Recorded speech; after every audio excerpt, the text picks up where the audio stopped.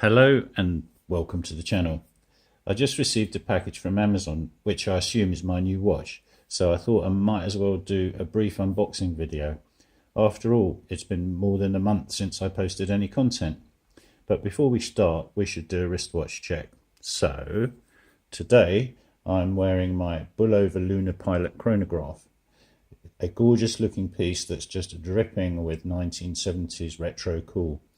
It's the most accurate timepiece I've ever owned. However, that may be about to change.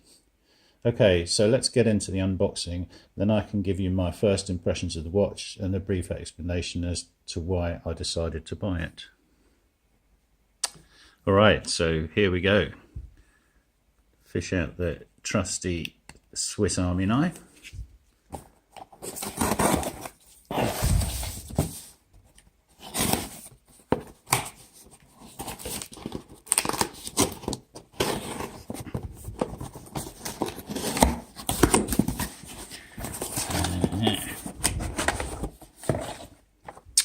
And here we have it.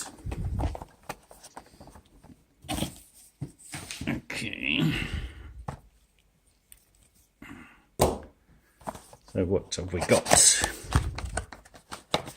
We have a warranty card and quite a thick user manual.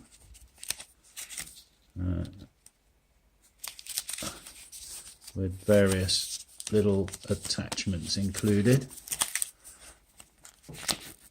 Lots of different languages. Yeah, so I'll have to dig around in that later. Anyway, let's get on to the main thing, which is the watch. So here we go.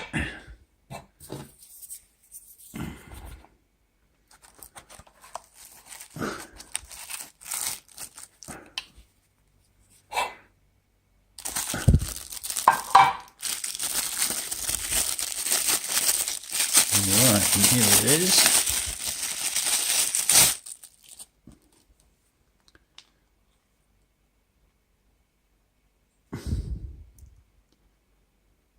Okay, so it hasn't got the time quite right. It's saying 10:47 and it's in fact 9:47. So I'll need to adjust that. Anyway, the first impressions are it's a lumpy lump of black plastic with lots of digits and characters all over it. Okay, so anyway, we'll just clear up some of this clutter.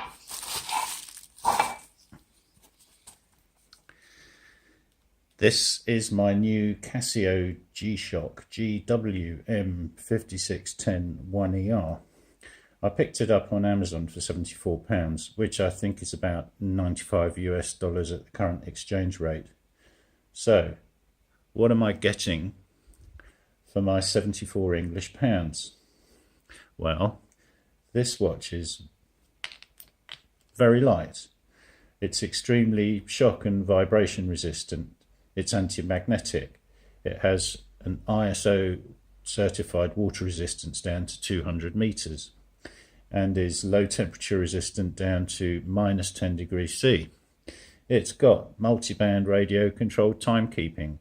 Atomic clock time updates can be received in the UK, EU, USA, Japan and China. It has solar charging with a power reserve indicator. It can run in 12 or 24-hour mode, and it has an auto date calendar function which knows how many days are in a month and even knows about leap years. It has an alarm function, and you can have up to 5 alarms and one can have a snooze function. It has a 24-hour stopwatch function that goes down to 100th of a second, and it has a 24-hour countdown timer. It's got a world time function showing the time in major cities and specific areas around the world.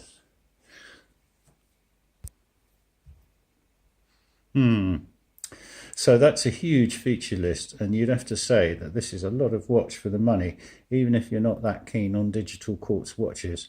Personally, I don't have that bias. I wore digital watches in the 1980s like many other people. It was a thing back then.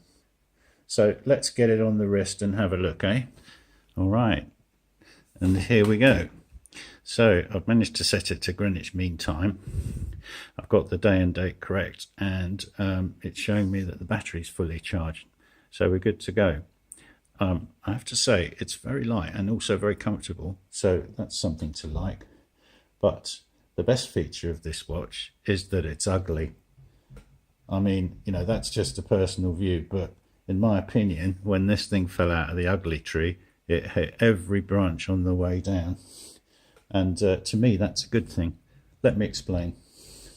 I wanted a beta watch to wear when I was gardening and stuff like that. Originally, I bought this little pulsar. It was as cheap as chips. I paid £59 for it. It's fairly tough too. It has 100-meter water resistance. It's accurate, and it has a Seiko kinetic movement inside, so I don't have to replace any batteries. It should have been an ideal candidate for a beta watch. Problem is that I really like its retro field watch aesthetic, and I found myself babying it, which doesn't make it a very good beta at all. So that's not going to happen with this G-Shock. I don't think a few scuffs will make it look any worse. In fact, if anything, it would improve it and give it a bit of street cred. Also, it's a lot tougher than the Pulsar, and so there you have it. Every time I'm outside hedge trimming or working on the car or in my workshop sawing and banging with a hammer, I'll be wearing the G-Shock. Okay, so that concludes this unboxing. I hope you enjoyed it, and if you did, then give me a thumbs up. And why don't you leave a comment as well? Tell me if you're thinking of buying a G-Shock, or if you already own one, are you happy with it? Anyway, it's goodbye from me for now, and I'll see you in the next one.